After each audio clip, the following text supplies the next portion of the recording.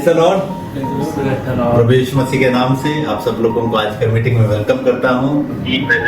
प्रभु यीशु मसीह ही सच्चा परमेश्वर है। सही है? कितना लोग विश्वास करते हैं? आमीन, हालेलुया, हालेलुया, हालेलुया। क्योंकि प्रभु यीशु मसीह के अलावा दूसरा कोई परमेश्वर नहीं है। सिर्फ और सिर्फ एक ही परमेश्वर है, जो दुनिया बनाने वाला परमेश्वर कौन है? वही प्रभु यीशु मसीह है।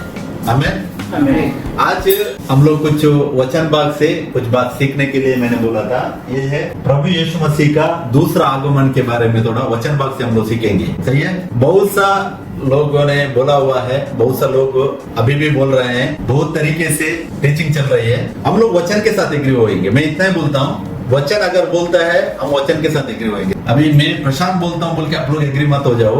वचन जो बोल रहे हैं अगर वचन में लिखा हुआ है उस बात को हम लोग लेंगे। उसके लिए पहले हम लोग जानेंगे इब्रानियों 9:27-28। और जैसे मनुष्य के लिए एक बार मरना और उसके बाद न्याय का होना नियुक्त है, वैसे ही मसीह भी बहुतों के पापों को उठा लेने के लिए एक बार बलिदान हुआ, और जो लोग उसकी बाट जोते हैं उनके उद्धार के लिए दूसरी बार बिना पाप उठाए दिखाई देगा। हमें वचन क्या कह रहा है? मनुष्य को एक बार मरना और उसके बाद क्या है? न्याय होना नियुक्त है। तो जो भी मनुष्य है, मरना कितना बार है? एक ही बार मरना है। ध्यान देने का है, मरना एक बार है और उसके बाद जजमेंट का। सही है? अभी दुनिया में लोग जब से आदम को बनाया परमेश्वर ने, आज तक कितना साल हो गए? अभी 6000 साल हो रहे हैं। सही है? 6000 साल में अलग अलग टाइम पे लोग आ गए। और क्या है? सब लोग एक ही बार आते हैं इस दुनिया में और एक ही बार मरते हैं। सही है? एक ही बार मरते हैं, लेकिन जजमेंट एक ही साथ होएगा बोलते हैं। वो इंपॉर्टेंट है। इसके लिए क्या बोलते हैं? मरना और जजमेंट। एक ही बार मरना है, एक ही बार जजमेंट है परमेश्वर का। सही है? इस बात में ध्यान देने का हम लोगों को। वही हम लोगों ने 27 में वचन में पढ़ा। मनुष्यों के लिए एक बार मरना और उसके बाद न्याय का होना नियुक्त है। उसके बाद वैसा ही मसीह भी बहुतों के पाप उठा लेने के लिए एक बार बलिदान हुआ। सही, हम जानते हैं। सही है? मसीह 2 बार आके बलिदान नहीं हो गया। यीशु मसीह कितना बार आके बलिदान हो गया? वचन कहता है वन टाइम ओनली। सही है? One time only. और नेक्स्ट उधर क्या कह रहे हैं नीचे? जो लोग उसकी बाट जोते हैं, मतलब जो लोग मसीह के इंतजार में हैं। अभी आप ये वचन अप्लाई करेंगे तो देखेंगे तो सब लोग जो भी मसीह को मानते हैं, सब लोग मसीह के इंतजार कर रहे हैं। सही है? तो वचन कहता है कि जो लोग उसकी बाट जोते हैं उनके उद्धार के लिए। तो इसका मतलब क्या है? उद्धार जो है नहीं हो गया, उद्धार होएगा यीशु मसीह का सेकंड कमिंग में। उद्धार के बारे में मतलब मैं इंग्लिश में लिखता हूँ साल्वेशन। सही है? रियल साल्वेशन जो है वो यीशु मसीह का सेकंड कमिंग में होएगा बोलते हैं वचन। सेकंड कमिंग बराबर है? वचन वही कह रहा है ना। वचन कह रहा है कि उनके उद्धार के लिए दूसरी बार बिना पाप के दिखाई देगा। तो वचन के हिसाब से अगर इधर देखेगा तो इस वचन में 28 वचन में ध्यान दे दो, 2 बार लिखा हुआ है। एक पहले आया पाप उठाकर मरियम की जो गर्भ में बेटा होकर पैदा हो गया था इस दुनिया में, वो पहली बार है। अभी नेक्स्ट आगे बोल रहे कि वचन उद्धार के लिए दूसरी बार। कितना बार है? दूसरी बार मतलब एक ही बार है। तो ये हम लोग को निकट करने का है कि यीशु मसीह अभी नेक्स्ट एक ही बार आएंगे इस दुनिया में। वही टाइम पे उद्धार होएगा, वही टाइम पे उद्धार होएगा, वही टाइम पे क्या होएगा? ऊपर 27 में हम लोगों ने लिखा उधर ही परमेश्वर जजमेंट भी देगा, उधर जजमेंट होने वाला बोल के। क्योंकि ये अभी देखा हम लोगों ने, यीशु मसीह दूसरी बार प्रकट होएगा। अभी हम नेक्स्ट देखेंगे ये कभी होएगा। यूहन्ना 6:44 पढ़ी पहले। कोई मेरे पास नहीं आ सकता जब तक पिता जिसने मुझे भेजा है उसे खींच ना ले, और मैं उसे अंतिम दिन फिर जिला उठाऊंगा। आमीन। ये अभी होएगा कभी है? अंतिम दिन बोल रहा है वचन। सही है? अंतिम दिन, लास्ट डे। अंतिम दिन बोलेगा तो लास्ट डे है ना। अंतिम दिन यीशु मसीह ने ये स्वयं कहा वो बात है। लास्ट डे, अंतिम दिन क्या करेगा? यीशु मसीह जिला उठाएगा बोला लास्ट डे। अभी हम लोगों ने इब्रानियों 9:28 में देखा यीशु मसीह दूसरी बार प्रकट होएगा, एक ही बार आएगा।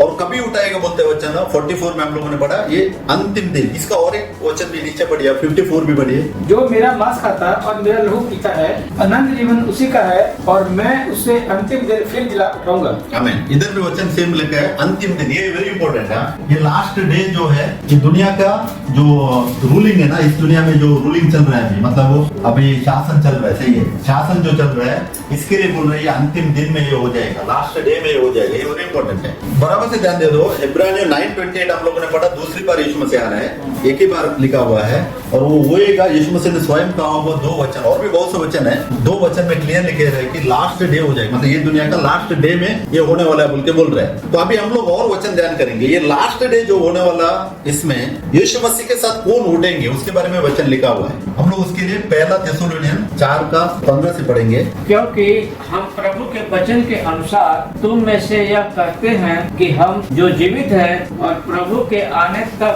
बचे रहेंगे तो सोए हुए से कभी आगे न बढ़ेंगे। क्योंकि प्रभु आप ही स्वर्ग से उतरेगा, उस समय ललकार और प्रधान दूतों का शब्द सुनाई देगा और परमेश्वर की तुरही फूकी जाएगी और जो मसीह में मरे हैं वे पहले जी उठेंगे। तब हम जो जीवित और बचे रहेंगे उनके साथ बादलों पर उठा लिए जाएंगे कि हवा में प्रभु से मिले और इस रीत से हम सदा प्रभु के साथ रहेंगे। आमीन आमीन। इधर पहले कौन उठने वाले हैं? मसीह में मरे हुए लोग हैं। और दूसरा कौन लिखा है?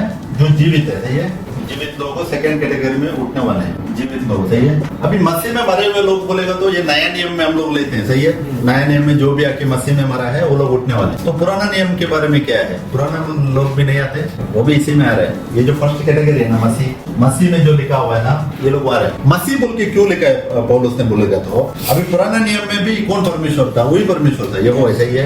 अभी यीशु मसीह का आगमन तक जो भी बदन में मरे हैं, जो परमेश्वर के साथ बढ़ने वाले लोग, सब लोग नहीं उठने वाले हैं। यीशु मसीह का दूसरा आगमन में सब लोग नहीं उठने वाले हैं। सिर्फ और सिर्फ वो जो मसीह में मरे, मतलब परमेश्वर में होकर मरे। फर्स्ट क्या करना चाहिए?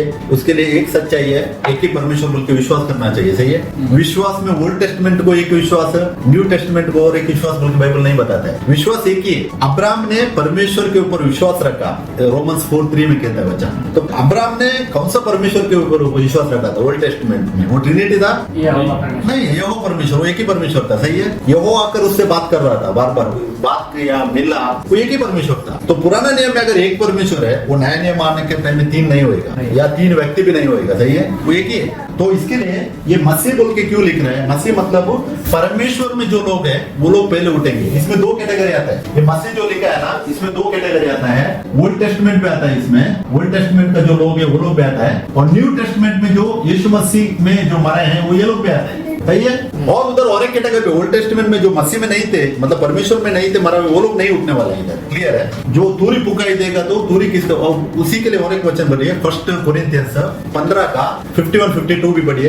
देखो, मैं तुमसे वेद की बात कहता हूँ, हम सब नहीं सोएंगे परंतु सब बदल जाएंगे और जो क्षण भर में पलक मारते ही अंतिम तुरी फूकते ही होगा, क्योंकि तुरी फूकी जाएगी और मुर्दे अविनाशी दशा में उठाए जाएंगे और हम बदल जाएंगे। आमीन। इधर भी 2 लेवल के क्या है? तूरी फूकने के टाइम में तूरी कौन सुनने वाले हैं? ये मसीह में जो मरे हुए लोग हैं ना, मतलब बदन में मरे हैं, उनको तूरी फूकाई दे, वो लोग तूरी को आवाज सुनेंगे। सेम तूरी हम लोगों ने उधर भी पढ़ा, इधर पहला थिस्सलुनीयन 4 का, उधर 3 चीज लिखा हुआ है। अब जो मसीह का आगमन जो है, हम लोग देखा इब्रानियों 9:28 में दूसरी बार, एक ही बार आने वाला है। लेकिन वो उधर क्या चीज होएगा?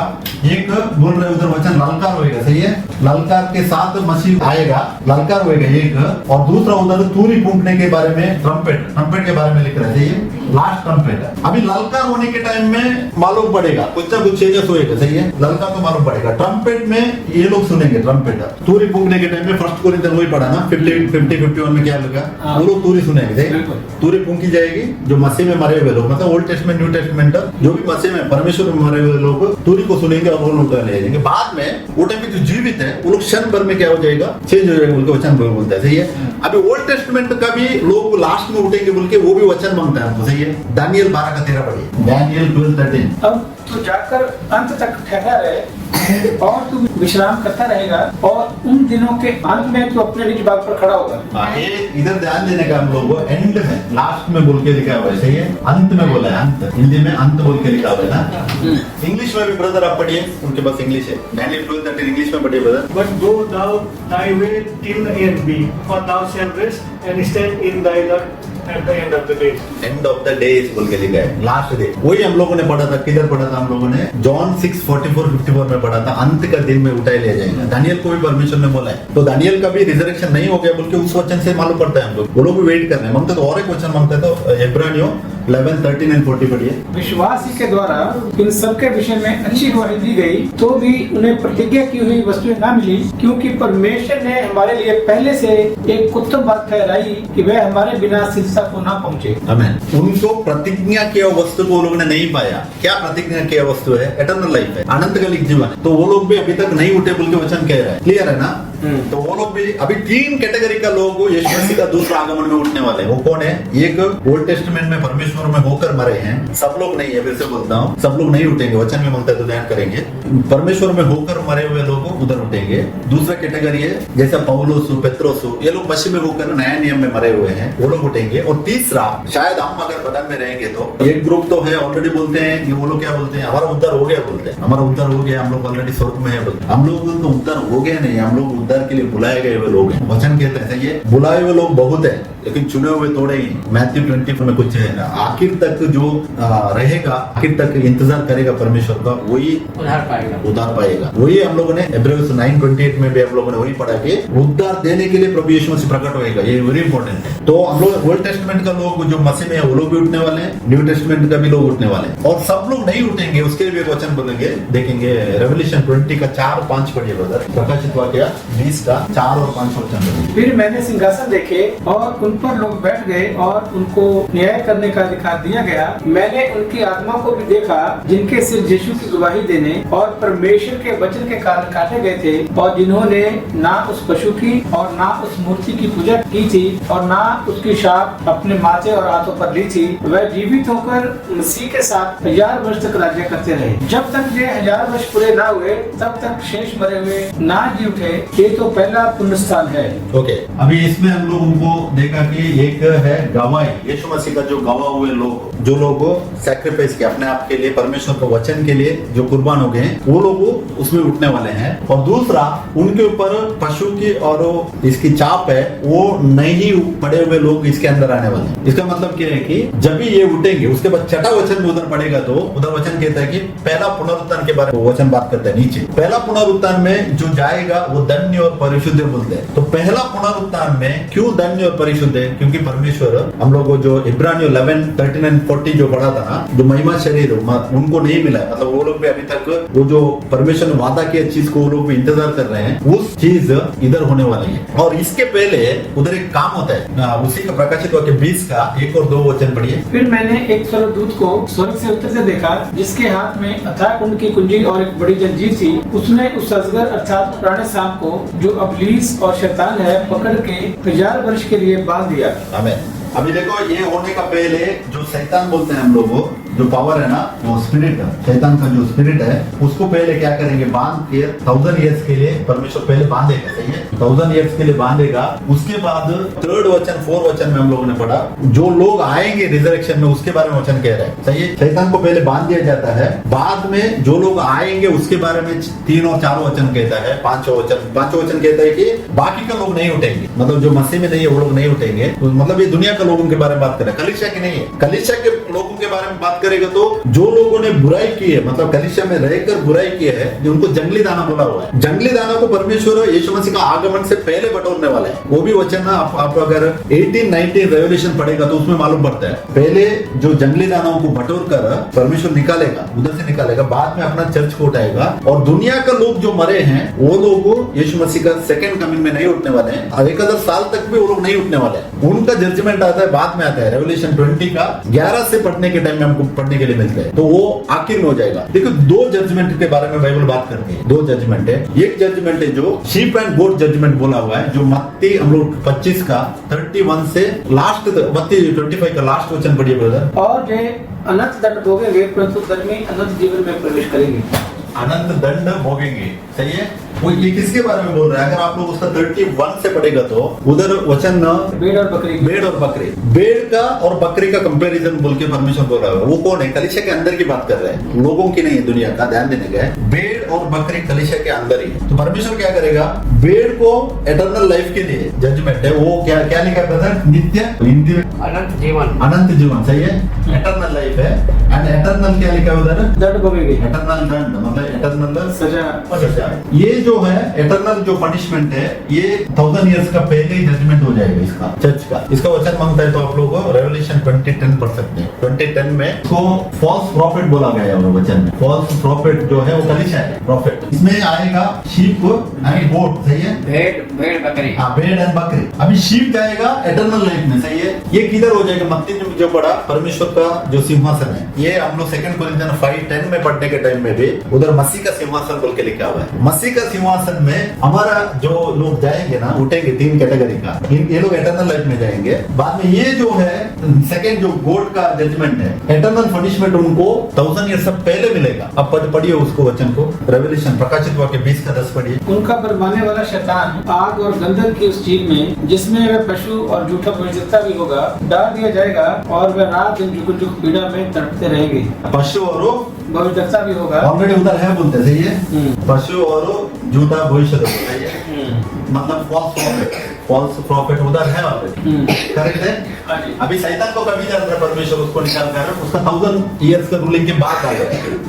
मतलब वो बरमाने वाला स्पिरिट जो आदम और हवा को बरमाया था ना एदेन की वाटिका में, उसकी बात कर रहा है परमेश्वर उसको। अभी ये पशु कौन है? वचन के हिसाब से पशु कौन है? ये फॉल्स प्रॉफिट कौन है मालूम है? पशु मतलब वो कलीसिया के अंदर रहकर जो रूलिंग करता है। पशु मतलब क्या है? परमेश्वर को वचन का ज्ञान नहीं है, उसको पशु बोला गया है वचन में। हम लोगों ने, अगर आपको मानते हैं तो दानियल 7:23 में लिखा हुआ है, मतलब पढ़िए आप, वचन कनेक्टेड है ना। दानियल 7:23 और 7:17 में 2 वचन पढ़िए। उन 4 बड़े बड़े जत्थों का अर्थ 4 राज्य है जो पृथ्वी पर उदय होंगे, परंतु परम प्रधान के पवित्र लोग राज्य को पाएंगे और जुग न जुग उसके अधिकारी बने रहेंगे। ओके, अभी इधर जंतु पढ़ा आपने, सही है। जंतु बोलोगे तो पशु बोल के, इंग्लिश में बीस्ट बोला हुआ है, हिंदी का ट्रांसलेशन दूसरा दिया, लेकिन वो पशु बोलेगा तो राज्य। 7:17 पढ़ा आपने, हाँ। 7:23 भी पढ़ी। उसने कहा उस चौथे जंतु का अर्थ एक चौथा राज्य है जो पृथ्वी पर होकर और सब राज्यों से भिन्न होगा। ये जो किंगडम है,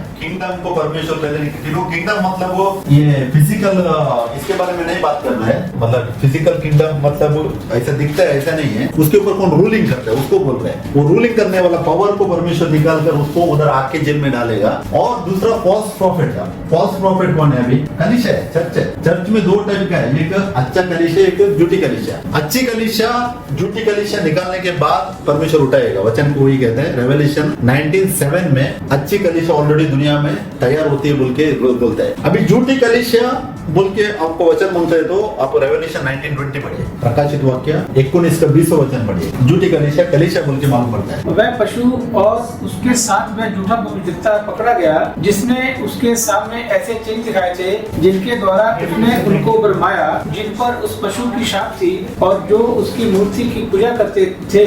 यह दोनों जीते जी उस आग की झील में जो गंधक से जलती है डाले गए। समझ गए इस वचन को? देखिए, वह पशु और उसके साथ वह झूठा भविष्यवक्ता पकड़ गया। 2 बोल रहे थे, ये वो ये पशु बोलेगा तो किंगडम हम लोग देखा राज्य है, राज्य मतलब अधिकार चलाने वाला पशु को। और आपको डीपली मांगता है तो नीति वचन का उधर वचन 1-2 पढ़ेगा तो उधर वचन कहता है। पशु बोले तो कौन है? मतलब परमेश्वर को वचन का समझ नहीं है और कलीसिया के अंदर जो है रूलिंग करते हैं, उसको पशु बोला गया हुआ है, सही है। तो वो किंगडम है, सही है। किंगडम को पशु बोला गया हुआ है। और इधर देखो नेक्स्ट क्या है? झूठा भविष्यवक्ता बोला गया है। झूठा भविष्यवक्ता पकड़ा जाता है, वो फॉल्स प्रॉफिट जो चर्च है, झूठी चर्च है, फॉल्स चर्च बोल के बोलते हैं। झूठी चर्च के बारे में बात कर रहे हैं। इसको पहले परमेश्वर क्या करेगा? पकड़ा जाएगा और जिसने उसके सामने ऐसे चिन्ह दिखाए थे जिनके द्वारा उसने उनको बरमाया, जिन्होंने उस पशु की चाप ली थी। अभी देखिए, पशु का चाप लिए हुए लोग इसमें है, झूठा फॉल्स प्रॉफिट में है। ये पहले परमेश्वर रिजरेक्शन का पहले निकालने वाला है। लेकिन ब्रदर ध्यान दे दो वचन भी, इधर क्या लिखा है वचन? और जो उसके मूर्त की पूजा करते थे, ये दोनों जीते जी उस आग की झील में गंधक से जलती है डाल गई। परमेश्वर 1000 ईयर्स का रूलिंग का पहले इन दोनों को खत्म करता है, दोनों को आग की झील में डाल देते हैं, वचन कह रहे, सही है। और इसमें वचन में ध्यान देने वाले और एक बात देखिए, जिन्होंने उस पशु की छाप ली थी। अभी बहुत सारे लोग ब्रीच करते हैं, सीक्रेट रैप्चर होने के बाद में पशु की छाप आएगी, लेकिन वचन कहता है पशु की छाप ऑलरेडी पहले लिए हुए लोग हैं, उनको लिया हुआ लोग है। ये 1920 और 20 का 4 में भी हम लोगों ने पढ़ा, सही है। जो लोग पहला रिजरेक्शन में उठने वाले हैं उनके ऊपर पशु की छाप नहीं रहती है, वचन कह रहा है। और और जिनको ऑलरेडी आग की जेल में डाला जाता है उनके ऊपर पशु की छाप है, वचन कह रहा है। तो इसका मतलब पशु की छाप अभी है और आने वाला नहीं है, ऑलरेडी है। वो स्पिरिचुअल बात को दर्शाता है। पशु की छाप मतलब हमारे ऊपर सील डालना ऐसा नहीं है। पशु की छाप जो है वचन आधारित नहीं कर वचन का खिलाफ कर जो लोग अभी कर रहे हैं वो पूरा पशु के छाप के नीचे आते हैं। मतलब वो वचन आधारित होने के, जो भी हम लोग कर रहे हैं वचन आधारित होने के, अगर नहीं है वो पशु की छाप के। अभी परमेश्वर की छाप की भी बात करता है बाइबल। सही है, परमेश्वर की छाप कैसी है वो दिख सकता है कोई? अभी हमारे ऊपर परमेश्वर की छाप लगी है या हमारे ऊपर पशु की छाप लगी, कैसा मालूम पड़ता है? उसकी चाल चलन बात चाल चलन और करने का चीजों के ऊपर मालूम पड़ता है। वो कभी भी परमेश्वर आकर ऐसा सील नहीं डालेगा। अगर हम लोग एफेसियंस 1:13 पढ़ेगा तो वचन क्या कहता है? सच्चा सुसमाचार को हम लोग सुनकर प्रभु यीशु मसीह के ऊपर विश्वास रखते हैं और जब भी हम लोग बैप्टिस्मा लेते हैं यीशु मसीह के नाम पे, वो टाइम पे परमेश्वर की छाप हमारे ऊपर पड़ती है। वो छाप कोई आंख में नहीं देख सकती। जैसा परमेश्वर की छाप आंख में नहीं देख सकती है वैसा ही पशु की छाप भी आंख में नहीं देख सकते। वो रूलिंग वही है, जो किंगडम है ना पशु, इसका अधिकार में जो लोग आते हैं उसके ऊपर उसके पशु की छाप लगती। मतलब वो वचन आधारित जो बात नहीं है, फॉर एग्जाम्पल ट्रिनिटी जो है वो पशु की छाप है। जो लोग बोलते हैं ना परमेश्वर 3 व्यक्ति है, परमेश्वर को 3 व्यक्तित्व है बोल के बोलते हैं, वो पशु की छाप। वो सबसे बड़ा झूठी शिक्षा है, वो मालूम है? वही किंगडम है, वही ये किंगडम रूलिंग करता है उनके ऊपर। और ये फॉल्स चर्च में आता है। उसमें प्रॉफिट मतलब नए नियम में एक इंसान को प्रॉफिट बोल के बाइबल नहीं कहता है। कलीसिया के अंदर भी एक गिफ्ट दिया हुआ है प्रॉफिट का। वो सब 9 गिफ्ट में एक गिफ्ट है। अभी अगर मेरे को परमेश्वर ने गिफ्ट दिया है, कभी वचन का मैं ज्यादा ध्यान करता हूँ, वचन से मेरे को परमेश्वर कुछ रेवलेशन देते हैं, तो वो भी एक गिफ्ट है बाइबल में है। फेथ भी एक गिफ्ट है, विश्वास। सही है, सबको विश्वास नहीं आता है, बहुत से लोगों को विश्वास आना भी एक गिफ्ट है। ऐसा ही वो प्रोफेसी का जो गिफ्ट है वो एक गिफ्ट है, वो परमेश्वर सबको दे जैसे देता है। और एक तरीके से पुराना नियम का जो ये था ना भविष्य तत्व, वो कौन है? वो पूरा कलिशा, हम पूरे एक होकर कलिशा है। वही इधर प्रकाशित वाक्य 19:20 में हम लोग बनाया था, फॉल्स प्रॉफिट बोलते हैं उसको। मतलब कलिशा मतलब क्या है? कलिशा मतलब हमारा आत्मा है, मतलब हम कलिशा है। सही, हम कलिशा का अंग है, मसीह का देह है। कलिशा क्या? मसीह का देह। कोई भी आंख में नहीं देख सकता है। वो कैसा डिसाइड होता है? परमेश्वर का वचन में जो बना है नहीं बना है उसके ऊपर डिसीजन होता है। परमेश्वर उसके ऊपर डिसाइड करेगा। तो उस बात को हम लोग सही से समझेगा तो हमको बहुत अच्छा हमारे लिए आगे बढ़ने के। तो देखो आज हम लोगों ने ध्यान किया, जो बात ध्यान किया कि यीशु मसीह का एक ही आगमन है। अभी बाइबल कह रहा है, वचन कह रहा है, वो दूसरा आगमन है और वो कभी होएगा? इस दुनिया का आखिर में हो जाएगा। मतलब इस दुनिया की जो रूलिंग है, अभी जो शासन चल रहा है उसका आखिर में, अंत में हो जाएगा। वो अंत में हो जाएगा बोल के और एक वचन भी बोलता है। तो बढ़िया को मत्ती 28:20 पढ़िए, यीशु मसीह ने कहा हुआ बात पढ़िए, मैथ्यू 28:20। और उन्हें सब बातें जो मैंने तुम्हें आज्ञा दी है मानना सिखाओ, और देखो मैं जगत के अंत तक सदा तुम्हारे संग हूँ। आमीन। यीशु मसीह इधर किसको कह रहा है? जगत के अंत तक। ध्यान दे दो बात, जगत के अंत तक सदैव मैं तुम्हारे साथ संग हूँ बोला है। कलीसिया को बोल रहा है परमेश्वर। इसका मतलब क्या है? अगर जगत के अंत तक यीशु कलीसिया के साथ रहने का है तो कलीसिया जगत के अंत तक दुनिया में है बोल के मीनिंग है ना। सही है, जगत के अंत तक। और ये लोग, बहुत लोगों ने ये सीक्रेट रैप्चर क्या बोलते हैं, ये लोग बोलते हैं कि सही है, जब कलीसिया उठा लिया जाएगा बाद में पवित्र आत्मा को निकाल दिया जाएगा बोलते हैं। कौन लाया? और ये ट्रिनिटी वाले लोग आए, क्योंकि अभी परमेश्वर ने जगत से इतना मोहब्बत किया कि अपने इकलौता बेटे को दे दिया, जॉन 3:16। तो परमेश्वर इस दुनिया का आखिर तक हमारे साथ रहेगा तो कलीसिया रहने क्या ना इस दुनिया में। कलीसिया अगर पहले निकाल दिया जाए तो बाद में परमेश्वर को इस दुनिया को खत्म करने के लिए कितना टाइम लगता है? 1 सेकंड बस से परमेश्वर को इसका सोदोम गोमोरा नाश किया, कितना टाइम लगा? सेकंड का काम है परमेश्वर को नाश करना। तो जगत के अंत तक कलीसिया दुनिया में है, लेकिन वो बहुत चालाक है। उसने इतना झूठी शिक्षा लाई है चर्च के अंदर। पहले कलीसिया उठा लिया जाएगा बोलते हैं, बाद में कष्टकाल आ जाएगा, बाद में बहुत कष्टकाल होएगा, बाद में पशु की छाप आएगा बोल के झूठी शिक्षा ऑलरेडी दिया हुआ है। लेकिन पशु की छाप प्रकाशित वाक्य 19:20 और प्रकाशित वाक्य 20:4-5 में हम लोगों ने पढ़ा। पशु की छाप जो है वो लोग इस कैटेगरी में जाने वाले हैं। ये 1000 ईयर्स का पहले परमेश्वर आग की जेल में डालने वाला वचन कह रहा है। और पशु की छाप जो लोग नहीं लगाए वो लोग प्रथम पुनरुत्थान में, जो हम लोगों ने रेवल्यूशन 26 पढ़ने के टाइम में, रेवल्यूशन जो 26 है ना उसका इसमें जाने वाले हैं। ये फर्स्ट रिजरेक्शन है। बाइबल कहता है कि इसको फर्स्ट रिजरेक्शन, प्रथम पुनरुत्थान, ये एक ही रिजरेक्शन है एक्चुअली। उसके बाद रिजरेक्शन नहीं है, बाइबल किधर भी रिजरेक्शन नहीं कहता है। 1000 ईयर्स के बाद भी बाइबल रिजरेक्शन बोल के क्यों कह रहा है? अच्छा मालूम है, क्योंकि रिजरेक्शन में महिमा शरीर मिलता है। वही यीशु मसीह 11:25 यूहन्ना 11:25 में 2 बात कहता है, हम लोग पढ़ेंगे तो वो क्या बोलते हैं? मैं ही पुनरुत्थान हूँ, मैं ही जीवन हूँ। सही है, 2 बात का है। अभी जीवन कभी मिलता है हमको? जीवन वचन से मिलता है, क्योंकि परमेश्वर वचन है। जब भी हम वचन लेते हैं, वचन में बने रहते हैं, हमको जीवन मिलता है। लेकिन पुनरुत्थान क्या है? महिमा शरीर पाना। वो कभी होएगा? आखिर में होएगा, लास्ट का दिन होएगा। वही रेवल्यूशन 26 में हम लोगों ने पढ़ा था कि जो प्रथम पुनरुत्थान में जाएगा वो धन्य और पवित्र है। पवित्र कैसा होएगा? वचन से होएगा। धन्य कैसे है? क्योंकि वो एटर्नली जिएगा, जैसे परमेश्वर एटर्नल है वैसा वही जिएगा। और वो कभी होएगा? परमेश्वर का जजमेंट है वो, जितना भी दुनिया में लोग बनाए ना उनको जजमेंट है। उसके बाद परमेश्वर किसी को वापस रिजरेक्शन नहीं करेगा। एक ही रिजरेक्शन बोलता है, बाइबल बात करती है। इसके लिए वचन में बना रहना बहुत जरूरी है। इसके ऊपर और भी ध्यान करेंगे, ये कभी होने वाला है उसके बारे में भी वचन हम लोग ध्यान करेंगे, आगे आने वाले दिनों में ध्यान करेंगे। मतलब ये वचन हम तो पढ़ेंगे हम लोग, मत्ती 24, 29 to 31 पढ़ेंगे हम लोग। उन दिनों के क्लेश के तुरंत बाद सूर्य अंधेरा हो जाएगा और चंद्रमा का प्रकाश जाता रहेगा और तारे आकाश से गिर पड़ेंगे और आकाश की शक्तियां हिलाई जाएंगी। तब मनुष्य के पुत्र का चिन्ह आकाश में दिखाई देगा और तब पृथ्वी के सब कुलों के लोग छाती पीटेंगे और मनुष्य के पुत्र को बड़ी सामर्थ और ऐश्वर्य के साथ आकाश के बादलों पर आते देखेंगे। वह तुरी के बड़े शब्द के साथ अपने दूतों को भेजेगा और वह आकाश के इस शोर से उस शोर तक चारों दिशाओं से उसके चुने हुए को इकट्ठा करेंगे। आमीन आमीन। अभी एक बात ध्यान देने का इस वचन में हम लोगों ने, ओके मैं अभी इसका सिंप्लीफाई करेगा। 29 वचन बोलते हैं, देखिए उन दिनों के क्लेश के बारे में, सही है। बाइबल इधर क्लेश की बात करती है, क्लेश होने का पहले, सही है। क्लेश के बाद ये बात होएगा। फर्स्ट ध्यान दे दो, क्लेश के बाद सूर्य अंधेरा होएगा। फिजिकल नहीं ये बात, एक्चुअली स्पिरिचुअल है। उसके बाद चांद का प्रकाश जाता रहेगा और सारे आकाश के तारे जो है गिर पड़ेंगे और आकाश की शक्तियां हिलाई जाएगी। तारे गिर पड़ेंगे मतलब क्या है कि इस दुनिया का जो भी रूलिंग है ना वो खत्म हो जाएगी, उसके बारे में बात कर रहा है बाइबल। सूर्य मतलब वो राजा को कंपेयर किया हुआ है। अभी जो प्रेसिडेंट, प्राइम मिनिस्टर ये लोग पूरा है ना, इनके बारे में बात करता है। और चांद क्या है? उनके नीचे का सिस्टम, उसके बारे में बात कर रहा है। अगर हम लोग दुनिया के लिए लेंगे तो, अगर इसी बात को कलीसिया को अप्लाई करेगा तो कैसे हो जाएगा? अभी का जो रूलिंग हेड एक बैठा है उसका नीचे और बहुत हेड्स है, ये पूरा आते हैं। तो वचन कहता है कि उन दिन के क्लेश के बाद, वो पहले क्लेश होना जरूरी है। 30 वचन देखिए, तब मनुष्य के पुत्र का चिन्ह आकाश में दिखाई देगा।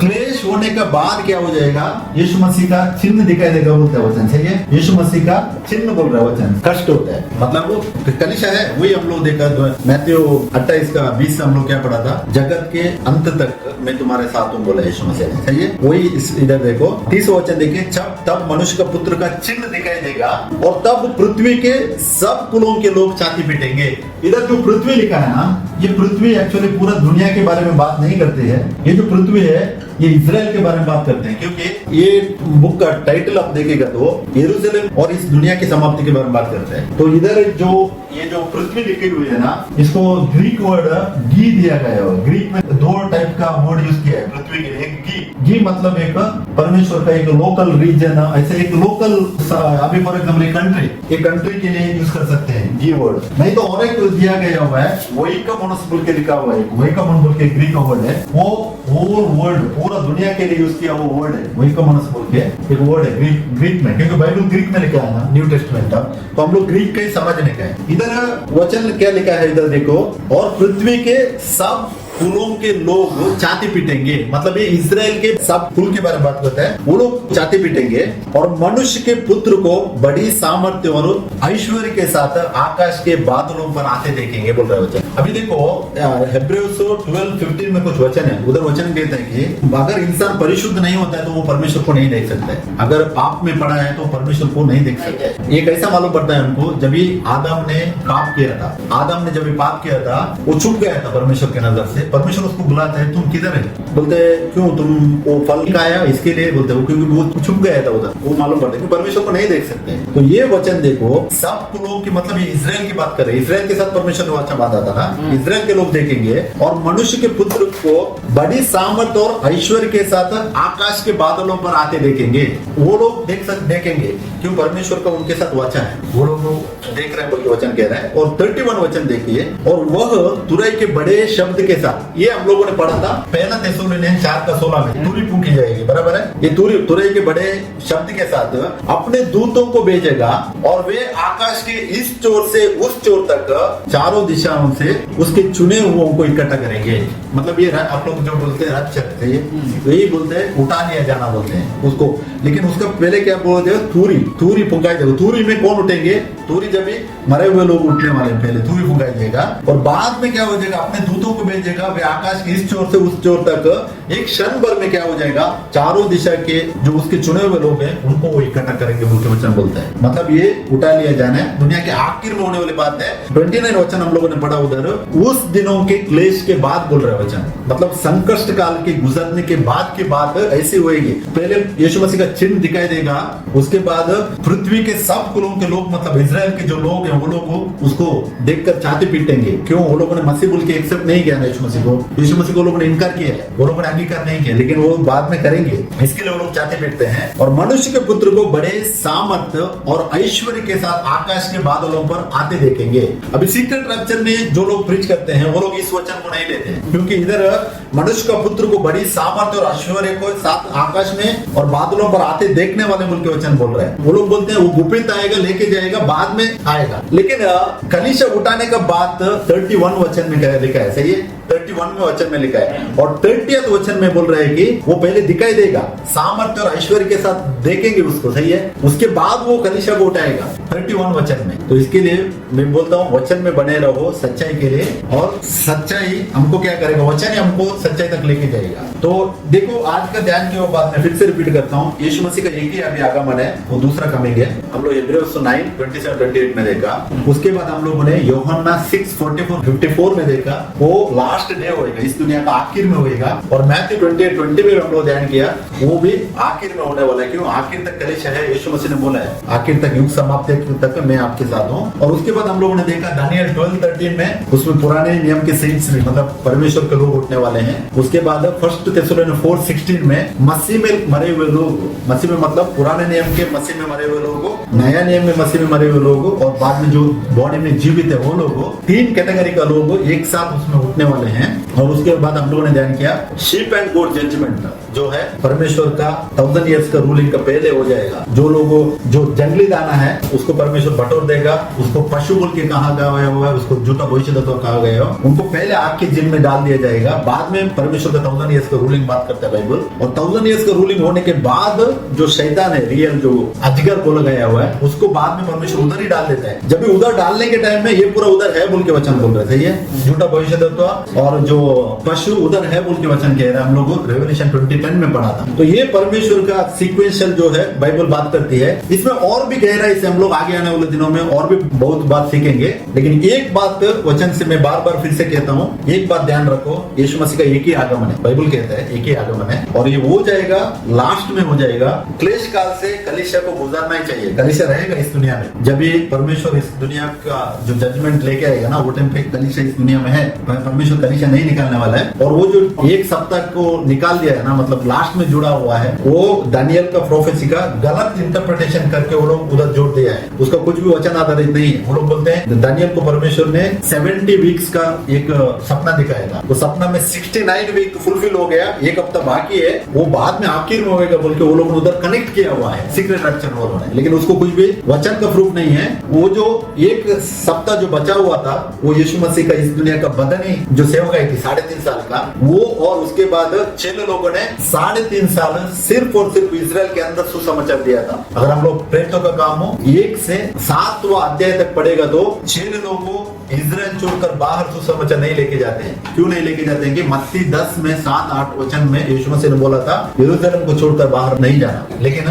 प्रेरितों का काम 1:8 में यीशु मसीह बोलते हैं कि जब भी तुम बल पाओगे तुम क्या करो, पहले यरूशलेम में, उसके बाद यूदया समारिया में, उसके बाद दुनिया के कोने कोने तक मेरे गवाह बनो। वो सीक्वेंशियली फुलफिल होता है। 7th चैप्टर तक यरूशलेम में आता है। आप लोग पढ़िए बाइबल सही से, वो लोग बाहर नहीं जाते हैं। परमेश्वर स्टेफनस को उधर टेस्टिफाई करता है, स्टेफनस मरता है, पहला मैट्रियड है, सही यीशु मसीह के बाद है, पहला जो मैट्रियड होता है वो स्टेफनस होता है। 8वां चैप्टर में सीक्वेंस देखो, एक्ट्स 1:8 में परमेश्वर बोला था यरूशलेम, यूदया समारिया। प्रेरितों का काम 8वां चैप्टर में यूदया समारिया में चेलों की सेवा स्टार्ट होता है। क्यों? फिलिप्पस उधर जाकर सुसमाचार देते देते हैं। और 9वां चैप्टर में परमेश्वर साउल को चुनता है, वही अभी जो पाउल बोलते हैं, सही है, वो अन्य जातियों के लिए चुना गया था, परमेश्वर का सीक्वेंस है। उसके बाद 10वां चैप्टर में दुनिया के कोने कोने तक सुसमाचार देने के बारे में प्रेरितों का काम, एक 8वां वचन हो गया था, वो प्रेरितों का काम 10th चैप्टर में फुलफिल करता है परमेश्वर। पेत्रोस को भेजकर कोर्नेलियस से सुसमाचार देता है। कोर्नेलियस किधर का था? वो इटली का था, इटली अभी जो रोम है ना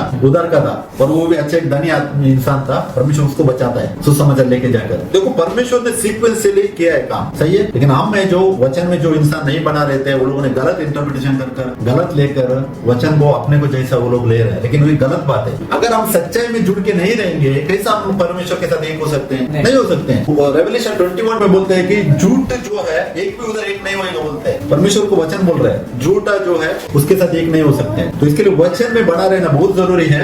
और ये जो सच्चाई परमेश्वर ने हमको वचन से प्रकट किया है, मैं परमेश्वर को बहुत धन्यवाद करता हूँ, क्योंकि ये आपको बाहर दुनिया में ये टीचिंग मिलेगा ही नहीं। सब लोग सीक्रेट रैप्चर के पीछे पड़े हुए हैं, परमेश्वर गुपित। और अभी कल एक बोल रहे थे उधर, वो बोलते हैं ये सितंबर 23 को यीशु मसीह आने वाले, बोलते हैं सितंबर को 23 को यीशु मसीह नहीं आने वाले हैं, क्योंकि और भी काम बाकी है परमेश्वर का बहुत सा। इजराइल का जो डोम ऑफ द रॉक है ना, वो नाश होने का है, वो नाश होने के बाद ही हो जाएगा, लेकिन जल्दी होने वाला है, वो तो मैं बोलेगा। और वो कभी टाइम लिमिट किसी को भी नहीं मालूम है, लेकिन जल्दी होने वाला है, इतना बता सकते, सही है। तो इसके लिए वचन में बने रहो और वचन के साथ जुड़कर आगे बढ़ो, बहुत सा चीज परमेश्वर हमको प्रकट करेगा। हम लोग अगर सही से एक वचन पकड़कर अगर हम लोग आगे बढ़ेंगे ना, परमेश्वर बहुत कुछ हमको प्रकट करेगा। अगर हमारा फाउंडेशन ही गलत है तो हम हिलते रहेंगे ऐसे, लेकिन फर्स्ट फाउंडेशन ले लो, Hebrews 9:28, एक ही साथ यीशु मसीह आने वाला है, वो बाइबल कहता है, सही है। यीशु मसीह का और 2 आगमन है बोल के बाइबल किधर भी नहीं कह रहे, बाइबल क्लियरली कहता है एक आगमन है। उसके साथ बाद में सब कुछ जो जुड़ाएंगे हम लोग, परमेश्वर प्रकट करेगा, ठीक है। बहुत सा चीज हमको मिलेगा आगे जाकर, हम लोग सीखेंगे बाइबल से। जय मसीह की, प्रेज द लॉर्ड। इसका सारा प्रशंसा महिमा मैं प्रभु यीशु मसीह को देता हूँ। थैंक यू, आमीन।